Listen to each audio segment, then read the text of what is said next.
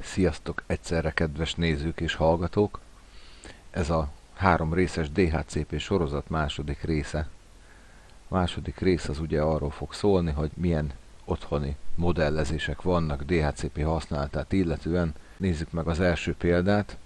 Ugye arról van szó, hogy van 3 szerverünk, amit látható IP címekkel és nevekkel. Ugye ezeket meg lehetne egy szerverben csinálni, mert egy szervert lehet használni bármire, sőt mostanában, hát jó pár éve egy szervert ugye virtualizációs Hyper-V és egyéb technológiákkal még több virtuális vassá lehet alakítani. Feladat úgy szól, hogy van néhány szerver, azoknak legyenek IP címeik, és van néhány kliens, most jelen esetben egy laptop, ami a én vagyok, és az dinamikusan kapjon IP konfigurációt. És ugye ez az elméleti részben már taglalva van, itt nem fogom ezzel húzni az időt, hogy nem egy automatikus IP cím adást jelent a DHCP, hanem egy komplett IP konfigurációnak az átadását a kliens számára. A lényeg, hogy ahol a DHCP szolgáltatás van, én azt szoktam mondani, hogy az biztosan fizikálisan kapjon IP címet, méghozzá azért, mert ha belegondolunk, hogy ahol a DHCP szolgáltatás van, és ő is automatikusan kapná saját magát az IP címet, akkor az elég érdekes lenne, hogy ha a szervernek az IP címe egy új lease során más IP-t kapna. Na most erre volna ez a lehetőség, hogy foglaljuk le a reservation által azt a címet, hogy azt csak neki lehessen kiosztani, meg lehetne csinálni, de ez értelmetlen. Tehát ezt mindig szerintem statikusan írjuk be. Amit persze szeretnénk, ugye 10.00-as hálózatnak már korábbi videókban is mondtam, hogy én úgy szoktam csinálni, hogy ami szerver, ami router, ami átjáró, ami egy kitüntetett szerepű eszköz, az mindig az adott poolból, illetve hát az adott hálózatból az utolsó címet kapja. Tehát 10.00.254, a maszk 255.255.255.0, ez is lehetne bármi, mindig attól függ, hogy a feladatot hogyan kérik, illetve a kialakítás során te hogyan tervezed meg. Én ezt választottam. Magyarul egy ilyen hálózati rész és egy ilyen kliens rész, tehát a 10.0.0-as hálózatból választottam az utolsó IP címet a DHCP szervernek. Na ezek után bele kell kattintani ugye a services-be. Ez egyébként nem teljes, de nem is annyira rossz modellezés, ugye a valóságtól eltérően, de be fogok vágni ide ebbe a videóba olyan képeket, hogy ténylegesen például egy Windows szerveren hogyan kellene ezt, amit itt látunk, a valóságban megoldani, és azért némi hasonlóságot fel fogtok fedezni. Ugye van egy pool nevünk, az itt kezdetben csak server pool lehet, hát ezt majd látjuk a Windowsos bevágott résznél, hogy tetszőlegesen adunk pool nevet, mert egyébként ezt én nem is értem. Itt is az van, hogy több pool kialakítható, de az elsőnek ennek kell, hogy ez maradjon a neve. Aztán utána rögtön jön az, hogy Default Gateway. Na most a Default Gateway a szolgáltatás szempontjából gateway. Ugye a gateway az azt jelenti, hogy átjáró. Ide annak az eszköznek a címét kell megadni, ami ezt a szolgáltatáshoz ugye az átjárást biztosítja. Magyarul tudja ezeket a kéréseket forwardolni. Ugye a DHCP kérésválasz is egy folyamat, az első részben el lett mondva, tehát azt szerint azt mindenképpen nézd meg, mert akkor egyrészt itt nem kell újra elmondanom, másrészt meg teljesen világos lesz, viszont ennyit érdemes ismételni róla, hogy ami az átjárás biztosítja. Itt most ugye ez önmaga, azért, mert én mint szerver fölrakok egy DHCP szolgáltatást, és az a DHCP szolgáltatás az magán a szerveren fut. Tehát ennek a folyamatnak az átjárását ez az eszköz biztosítja, aminek ez a címe. Aztán utána itt van egy DNS szerver. Azért mondtam az elején, hogy a DHCP az IP konfiguráció, mert sok egyéb mellett ugye vannak opcióik. Az egyik opciója az átjáráson keresztül, ami egyébként szerintem egy ilyen alapértelmezett tulajdonságnak kéne, hogy legyen. Van egy egyéni tulajdonság, ez az, ami úgymond idézőjelben nem kell, vagy nem szükséges, de ha van véletlenül a hálózaton, akkor lehetőséged van, hogy az IP konfigurációban megkapjon minden egyes kliens egy olyan információt, hogy hol található egy DNS szerver. Jó, hát az, hogy mi a DNS szerver, hát azt nyilván tudjuk, de annyit érdemes elmondani róla, hogy a DNS szerver az ugye Active Directory szolgáltatás lehet, mindenféle olyan szolgáltatás, ami tartományi funkciókat lát el, meg ugye a webes funkciókhoz is kell, mert hogyha van egy webszerverünk és van hozzá egy DNS szerverünk, akkor tudunk biztosítani a webszerverünkhöz ugye nevet, és akkor böngészőbe se ezt az IP-t kell beírni, hanem a nevét. Ja, és hogyha ez a kettő így összeáll, ezért is írtam ezt ide ilyen plusszal, akkor ezt megadhatjuk ennek a címét ide, hogy DNS szerverként, és akkor a DHCP szolgáltatás, mikor adja a konfigurációt a kliensnek, akkor ott lesz az, hogy ő is el tudja ezáltal érni ezt a szervert. Aztán itt van egy ilyen Start IP Address rubrika, itt megadhatjuk, hogy a kiosztást, ugye az IP cím kiosztást, a pool az honnan kezdje.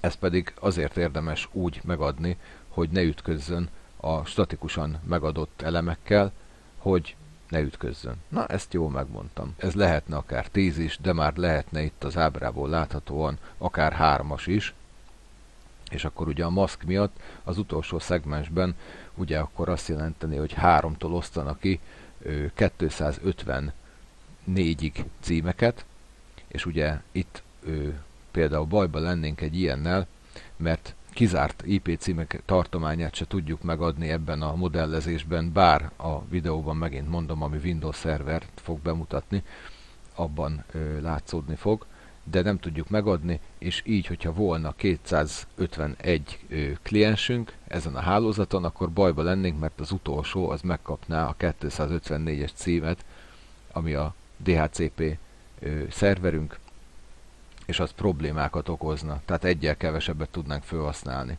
De mondjuk itt most ilyen nem lesz, de ez ezt jelenti, ezt ezért gondoltam, hogy elmondom, itt mutatja is, hogy mennyi felhasználó lehet. Ugye van még itt lehetőségünk TFTP, VLC, szerver, cím minden megadására, a valóságban egyébként meg még Winch szolgáltatást az Ocore-ból is meg lehet adni, és mindenféle mást. És ez azt jelenti, hogy úgy lehet összefoglalni, hogy amire egy DHCP szerver szolgáltatás, DHCP service képes, annyi mindent lehet megadni. És ugye ez szervere válogatja, hogy mennyi mindent. Az alapértelmezett dolog, ami nagyon fontos, az az, hogy mindig kell, hogy legyen legalább egy pool. Ugye az azt jelenti, hogy a címeknek a tartománya, mindig kell lenni egy átjárás biztosító eszköz, ami ezt elvégzi. Ugye a switches VLAN-os résznél, aki emlékszik, az tudja, hogy ez az volt, amikor interfészt csináltunk valamelyik portból, ami lehetett maga egy VLAN is, tehát nem egy fizikai port, hanem a virtuális elnevezésünk, abból is lehetett interfészt csinálni. Itt viszont ugye magából a szerverből csinálunk, mivel ő fogja ugye routolni ezeket a kéréseket, és megadjuk a web és a DNS szerverünknek a címét. Na most itt van a másik, hogy akkor az FTP szervernek ugye miért nem lehet megadni a lehetőségét. Hát meg lehetne, hogyha benne volna ebbe a szolgáltatásba, de látjuk azt, hogy ha egy hálózaton vagyunk bizonyos szerverekkel, akkor ugye egyéb módon is el tudjuk érni az eszközöket. A legfontosabb tulajdonképpen csak magának a poolnak és a névnek és a kiosztott címeknek a megadását jelenti, tehát hogy az, amit kötelezően meg kell adni. Na és hogyha ezt így most beállítottuk, akkor ezzel igazából egy poolban szerverpoolként elnevezve meg kell nyomni a Save gombot, és akkor szépen itt, amikor átváltozik ilyenné, hogy amiket beállítottunk, az itt megjelenik, akkor tulajdonképpen ezzel kész is vagyunk. Akkor ugye beszéltem arról, hogy az FTP meg a web és DNS szerver is hasonlóképpen fizikálisan legyen ellátva címmel. Ezt itt ugye így meg tudjuk tenni. Ugye az ONT be kell nyomni, és azt mondja, hogy ugyanígy járunk el a web szervernél is. Már csak a szolgáltatást felejtettem ki, ugye itt a Services-nél kiválasszuk az FTP szolgáltatást, ami megint csak egy ilyen kvázi bénább reprezentációja, szimulációja az eredetinek. Ide meg majd egy későbbi videóban, mert akkor ez már nagyon hosszú lesz, de fogok egy olyat csinálni, hogy amit itt látunk, az a valóságban például egy Linux szerveren hogy néz ki, mert ugye ennek is vannak részei, és tulajdonképpen minden egyes hálózattal kapcsolatos részről azért többet lehetne beszélni, mint 3 perc, és kellene is, hogy ugye az alapok mindenkinek világosak legyenek. Itt az a lényeg, hogy be van állítva, hogy FTP szolgáltatás, meg kell nyomni, hogy on, és van egy alapértelmezett felhasználónév jelsz, amihez ugye az add gomb hozzáadásával még tudnánk más felhasználókat is tenni. Ezek azok, akik a 10.0.01-en ugye bejelentkezve, autentikálva magukat elérik a szervernek ugye a fájl tartomát, ami igazából itt fizikálisan nem érhető el, mert a szimuláció csak addig tart, hogy bejelentkezünk, és látjuk ugyanazt a felületet, mint a valóságban lenne, de fájltranszfereket nem tudunk vele létrehozni. Tehát így állítunk be egy FTP szervert és egy web szervert pedig úgy, hogy azt mondjuk neki, hogy HTTP, ugye az alapértelmezetben on, kiválaszthatjuk, hogy titkosított biztonságos böngészést akarunk, vagy simát, mind a kettő is lehet on, felváltva is lehetnek, és ugye minden webszerverben az index HTML nevezetű, vagy index PHP nevezetű kvázi oldal, illetve fájl az első, ez ami meg fog jelenni, igazából ez a honlap. Én úgy tudom, hogy ennek ezért lett ez a neve, hogy honlap, tehát hogy vannak weboldalak, de a honlap az ugye az első, az az indexlap. Index.html, én átírtam, hogy hello, én vagyok a webszerver 10.0.02, és ha viszont megint szépen megaszontam, DNS szervert is beállítjuk onra, és mondjuk neki azt, hogy ő legyen a próba.hu, de, hogy lássátok, lehet mást is egyébként szerintem, hát remélem, nem lehet más, ezt majd a DNS-es részbe fölülírtam, és hirtelen a gondolataimat, nem lehet, tehát egy névhez egy e-rekord tartozhat, ahhoz meg egy IP cím. Ugye mert a DNS szervernek a leges legminimálisabban és legrövidebben megfogalmazott módja az, hogy az IP-ből ilyen szép megegyezhető neveket csináljon, amit ugye a böngészőbe beírunk és ki tudjuk tallózni. Tehát itt beírtuk azt, hogy próba.hu, ő legyen egy A-rekord, itt van még többi erő, most semmi szó, mert ugye DHCP-s résznél vagyunk, és hozzá van rendelve az IP cím, és meg kell nyomni a Save gombot, a bejegyzés megtörténik, és így össze van kötve a webszerverünk a DNS webszolgáltatások a DNS szolgáltatással, és már csak az a dolgunk van, hogy egy DHCP kérést ugye csináljuk, statikról indul minden egyes hozzácsatlakoztatott eszköz a poolból, megnyomjuk, hogy DHCP, ilyenkor kérést intézünk a szerver felé, és látszik, hogy a szerver válaszol, és kiosztja a 19-es címet a 10.0.0254-es gateway-jel, és a 10.0.0.2-es szerverrel. Tehát a többi IP konfigurációnak az opcióit is megkapjuk. Ez egyrészt jó, másrészt meg igazából így szoktunk leellenőrizni a valóságban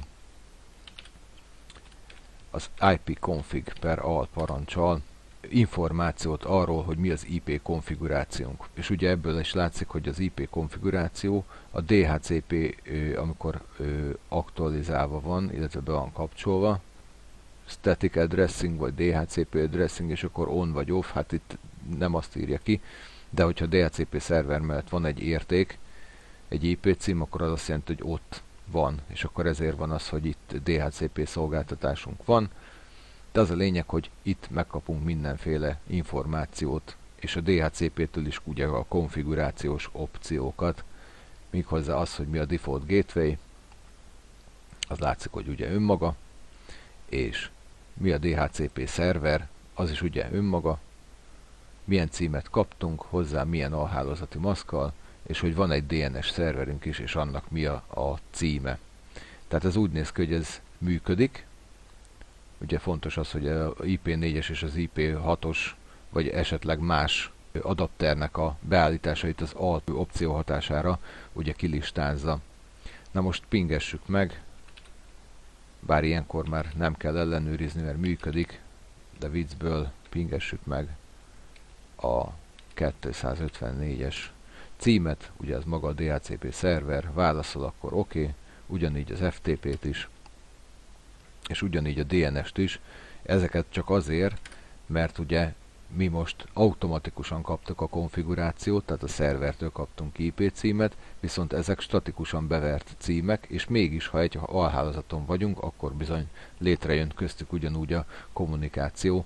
Tehát lesz egyébként olyan eset, arról nem tudom, hogy csináljak-e külön részt, hogy ha a DHCP-n keresztül kapjuk ugye ezeket az információkat, akkor ami statikusan ugyanarra a hálózatra van beállítva, azokat bizonyos szempontból tudjuk korlátozni. Tehát ezt csak ezért mondtam, hogy itt most alapértelmezetten, ami egy hálózaton van, az úgy működik, ahogy tanultuk a alhálózati maszkoknak a működését. És akkor ezzel a feladattal tulajdonképpen kész is vagyunk. Hát ugye ilyenkor szoktam mindig azt csinálni minden videóba, hogy viccből berakunk még egy eszközt, csak hogy mindenki lássa, hogy hogyan működik ez a dolog. Azt mondja, hogy nincs elérhető port, mert tanár úr megbolondult, a DHCP szerverhez ugye egyetlen interfész van, ezért van szükségünk egy switchre, mert ez ugye 24 portos, és így van lehetőségünk ugye mint elosztót használni, és ha belemegyünk ennek az IP configuration részébe, és megnyomjuk a DHCP-t, akkor mit fog kiírni? Ugye még nem élet fel a link, addig semmit, addig DHCP failed van, de amint fölélett a link, lehet, hogy még egyszer nem fog föléledni, meggyorsítjuk az időt, ugye ez a valóságban egyébként nem tart eddig. Miután fölgyorsítottuk az időt, megkaptuk a poolból ugye a következőt, és ha elfelejtettük, akkor menjünk bele utoljára, és azt mondjuk neki, hogy hol volt a start IP address, ugye az a 10.0. Hát ez érdekes, itt én ezt úgy emlékeztem, hogy itt a 20-at írtam. De hát, ja, mert igen, én voltam az okos. Nézzük akkor meg, írjuk át, és mentsük el. Szerintem az előbb rányomtam a save gombra. Tehát most 30-tól kezdődik az IP cím. Ilyenkor kérünk egy új címet, és látszik, hogy rögtön a 30-astól indítja, ez pedig, ugye még a 19-es volt, ez hanyas lesz, ugye a 31-es, tehát látszik, hogy bárhonnan beállítjuk, azonnal működik. És ja, van még egy, ezt is gyorsan megmutatom, hogy az IP config-ban, ha nem volna szükségünk erre a címre, akkor a per release parancsal ugye ki tudunk mindent nullázni, és a per renew parancsal kérünk azonnal egy új címet. És hát ugye ez természetesen az eseteknek a többségében ez ilyenkor ugyanaz a cím lesz. Miért? Azért, mert amit még nem tudtunk megnézni, az attól alapértelmezetten bele van állítva, hogy ugye a lease time az régebbi szerverek esetén valami 8 vagy 7 nap volt, most meg már lehet, hogy kevesebb, de az a lényeg, hogy a lease time az még él, magyarul ennek a címnek a bérleti idejtartama az még éppen van, ezért azt még nem fogja másnak kiosztani adott esetben. De ha valaki megelőzi, tehát beleraktunk volna még egy PC-t, azt kapta volna 31-es, és akkor viszont ez már 32-est. Na, agyon kiveséztem ezt az első példát, jöjjön inkább ez az izgalmasabb második példa. Persze majdnem vagyunk kész, mert nem vagyunk kész, egy dolgot még kifelejtettem, ezt gyorsan közbeszúrom, hogy természetesen szeretnénk elérni a webszerverünket, tehát hogy leellenőrizzük egy böngészőbe, például nyitunk egy Chrome-ot, és akkor azt mondjuk neki, hogy 10.0.02, akkor ugye az index fájlnak a tartalmát kell, hogy lássuk, tehát magát a weboldalt. Hello, én vagyok webszerver, ugye ez egy headline 1-es címsorral lett elkövetve, és ugye a DNS-t meg azért állítottuk be, hogyha mi azt mondjuk neki, hogy most roncsuk el, hogy hostname unresolved legyen, de ha azt írjuk be neki, emlékeztek, hogy próba.hu, akkor ugye a DNS szolgáltatásunk is működik, mert ugye a 10.002-t lefordított a címé, magyarul ugyanazt a weboldalt látjuk. És ugye még gyorsabban meg azt, hogy ha mi szeretnénk elérni az FTP szerverünket is, akkor ahhoz meg hát tulajdonképpen parancsort is ugyanúgy nyithatunk. Ugye Windows alatt is működik az, hogy azt mondjuk neki, hogy FTP 10.0.0.1. Ilyenkor azt mondja, hogy próbál kapcsolódni hozzá, és kapcsolódott is, tehát látszódik, hogy ez DHCP-vel kapott konfigurációt, ez manuálisan van, de egy hálózaton vannak, ezért eléri, ugye, és akkor engedi, hogy bejelentkezzünk, emlékeztek, Cisco, cic, és aztán azt mondja, hogy logged in, tehát működik a név és a jelszó. Nos, akkor el is érkeztünk a második feladat részhez, ami még mindig egy Soho kialakításnak, egy Small Office, Home Office kialakításnak tekinthető. Miszerint van egy routerünk, és elegendő 2 hub. Nyilván ez is azt a célt szolgálja, mint a második feladatban, hogy ugye legyen több ajzatunk, viszont itt azt akarom bemutatni, hogy itt kizárólag a routernek a portjaival fog végbe menni a kommunikáció, tehát hogy a switchnek semmi szerepe nem lesz, meg hát ugye nem is switchnek, mert ez egy hub, és az a lényeg, hogy ennek csak annyi szerepe van, hogy kvázi ilyen elosztóként működik, hogy ugye 6 munkaállomást tudjunk csatlakoztatni. A történet ugyanaz, a választott poolból megkapja szépen az IP konfigurációt minden egyes eszköz. Na és hogy ezt hogyan kell elkövetni? Ráadásul úgy, hogy itt már 2 pult is létrehoztam. Ugye annyi pult lehet létrehozni elsőre, ugye az első az a 16-osból volt, csak gyorsan elkaptam. 16-os hálózatról, a többi, hát a második meg ugye a 17-esről. Itt van ennek a routernek a konfigurációja. Tehát ugye az előbb azt mondtam, hogy annyi pult lehet létrehozni, ahány lehetőségünk van fizikálisan. Hát a következő részben, a harmadikban, a DHCP Relay-nél, ott 2 példán keresztül is megmutatom, hogy nem, mert egyrészt az interfészekből lehet al interfészeket csinálni, tehát 0/0.1, 0/0.2, XYZ-ig, föl lehet azokat is szabdalni, a fizikális interfészeket, viszont itt most, hogy jobban látszódjon, ugye 2 interfész az annyi, mint 2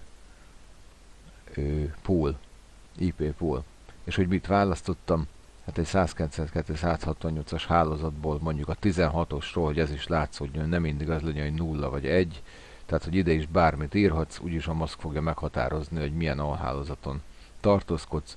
Ez már az előbb említett módon ugye hálózati szegmens, nem magyarázom el újra, tehát itt is ugyanazt kell nézni, hogy a kliensek ugye ebben a részben váltakozhatnak, éppen ezért van az, hogy az egyik pool ugye a 16-os hálózat, azért is nevezem annak, ugye ez miatt, az utolsó szám miatt, hogy itt van vége a hálózatnak.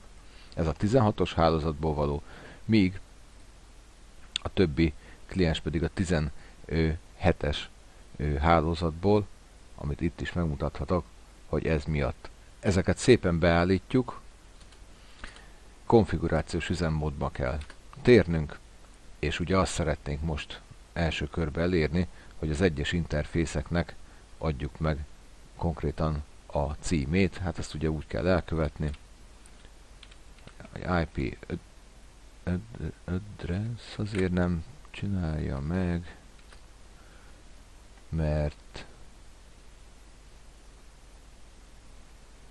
a tanár úr béna, mert azt mondjuk neki, hogy interfész gig 0/0.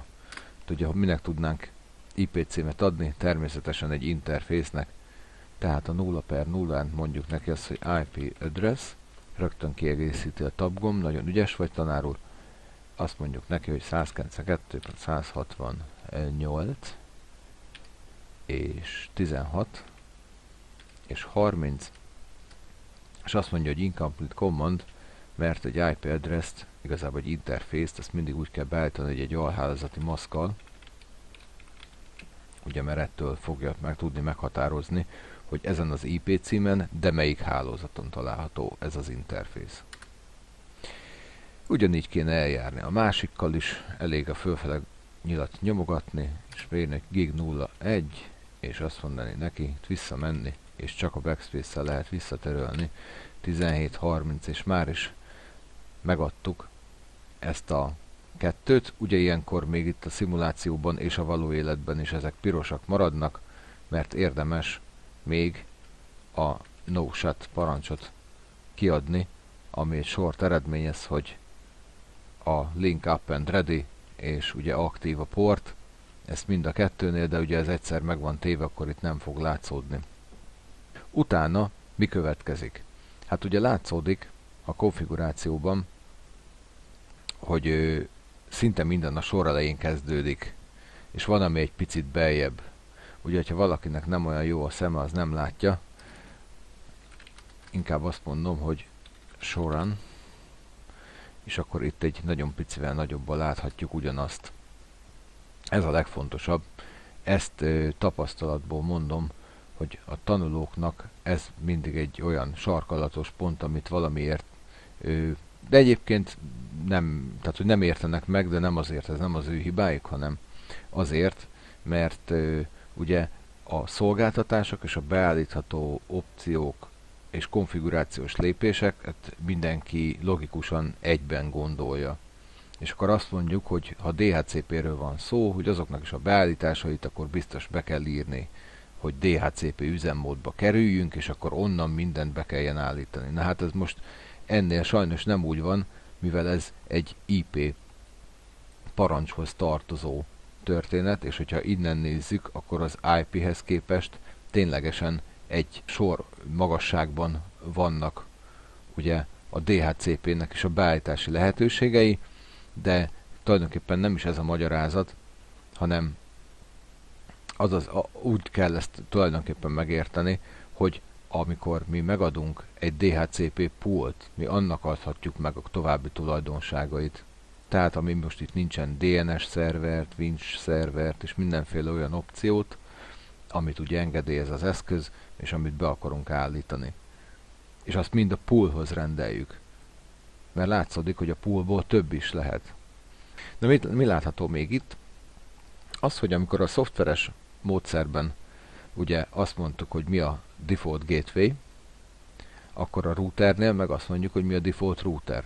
És ez csak elnevezésbeli különbség. Ez ugyanazt jelenti. És miért írja, hogy alapértelmezett router? Hát nézzük, hogy hát itt van egy router, hát persze, hogy ez az alapértelmezett, hogy miért mondja, hogy melyik az alapértelmezett. Hát ugye azért, mert egy routert azt tulajdonképpen interfészenként határozunk meg. Ugye a router alapértelmezetten arra való, hogy hálózatok közötti forgalmat és kapcsolatot biztosítson, meg annak az elérését, ugye statikusan vagy dinamikusan, illetve forgalmat irányítson, ezért hívjuk forgalomirányítónak, de mennyit, amennyi interfésze van kezdetben. Ugye utána, amikor összekötjük őket, és megismertetjük őket az IP rúttal, vagy statikusan, vagy dinamikusan, bármilyen úton, módon, akkor meg annyi hálózatot fog kezelni, és annyiba lehet lépkedni.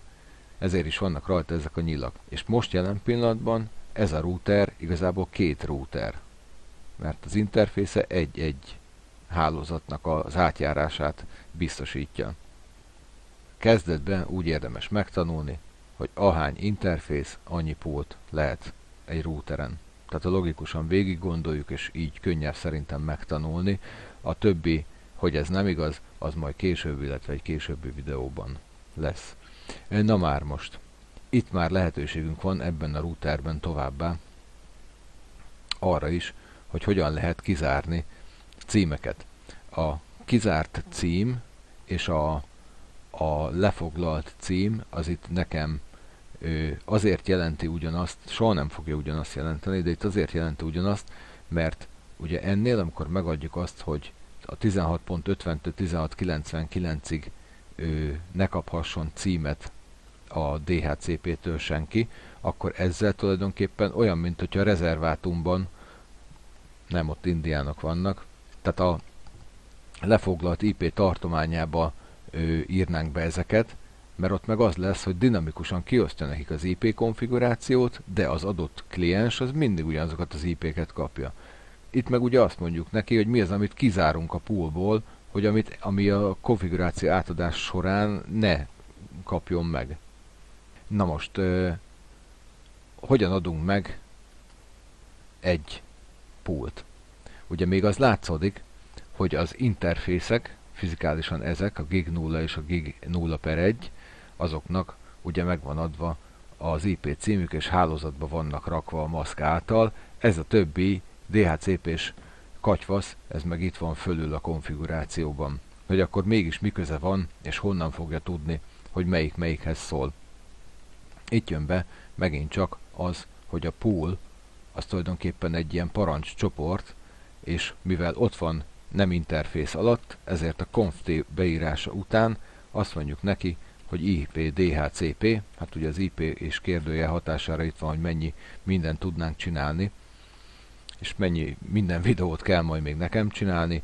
Most ez a DHCP-s videó, ezért az IP lehetőségek közül a DHCP-t kell beírni, és látszik, hogy a kérdőjel hatására milyen lehetőségeink vannak. Most igazából csak a pult kellene megnéznünk, és a pool után rögtön ugye be kell írni egy címkét, ami most nekünk az első esetben terem 1. És látszódik, hogy DHCP konfigurációs módba kerültünk. Itt, ha benyomjuk a kérdőjelet, akkor megadhatjuk, hogy ennél a routernél milyen opciók vannak. Ugye beadjuk a default routert, akkor az azt jelenti, hogy mely ehhez a poolhoz mi lesz az, ami ugye a paket forwardolásokat elvégzi. Az ugyanúgy, mint ennél a default gateway, megadtuk önmagát. Itt viszont nem önmagát adjuk meg, hanem az egyik interfészt, mert ugye itt már több van. Itt csak egy interfész van, ami benne van, és itt szoftveresen futott a szolgáltatás, kvázi itt is szoftveresen fut a szolgáltatás, de ezt így a vashoz szoktuk gondolni, mert az eljárása egy picit más, de lényeg a lényeg, hogy itt default routerként jelen esetben, mivel már 2 van, ezért azt a routert kell megadni neki, kvázi azt az interfészt, azt az IP címet, ami a forwardolást el fogja végezni. Na de a lényeg, hogy a routert meg kell adni, és a leges legfontosabb, az a másik legfontosabb, mert ez kéz a kézben jár, a network. A network az mindig azt jelenti, hogy oda egy hálózati címet kell megadni, és vagy egy hálózati címet és egy maszkot, mint totálisan, tehát teljes egészében egy hálózatnak a megadását. Ugyanis a network jelenti azt, hogy ez a DHCP pool, ez milyen címeken működjön. Tehát itt van, hogy terem 1, és ő a 16.0-ás hálózatból adhassa a címeket. Tehát a kérések az kvázi ebből a poolból érkezzenek. Ez ezt jelenti. És mi az, ami lekezeli őket? Hát a gig 0.0. Ugye 16.30, ő a gig 0.0 interfész. És már csak, megint csak nyomunk egy ipconfig per olt, és láthatjuk a következő módon a történetet. Kaptunk a kiválasztott poolunkból egy címet, erre a hálózatra nem volt exclusion adva, tehát a hálózathoz mérten az első kiosztható címet már ugye megkaphatjuk, tehát meg is kapja, illetve azt kapja meg. Megvan az, hogy most jelen esetben melyik interfész, ugye a gig 0/0 látja ezt el, és maga a DHCP szerver micsoda, az is ez az interfész. Tehát ez a router, de azon belül ez a router, mert megbeszéltük az előbb, hogy ha 2 interfésze van, akkor ez azt jelenti egyébként pontosan, hogy legalább 2 router funkciót lát el egyszerre. Azt is látjuk, hogy DNS szerver itt most nincs megadva neki, mert ebbe a példában most nem volt a hálózatban egy olyan, aminek egy ilyen webes funkciót kellett volna például, vagy egy tartományi funkciót ellátnia. És mit látunk még? Az, hogyha azt mondjuk neki, hogy a másik oldalon téged hogy hívnak? 16.1. Azt mondjuk neki, hogy ping 192.168.16.1, akkor ugye ez a 17.1-es PC, hogy akkor válaszol neki? Hát alapértelmezetten válaszol, hiába vannak más hálózatba, mert ugye a rootolós funkciók, azok alapértelmezetten engedélyezve vannak. Szóval találkozunk a következő részben, sziasztok!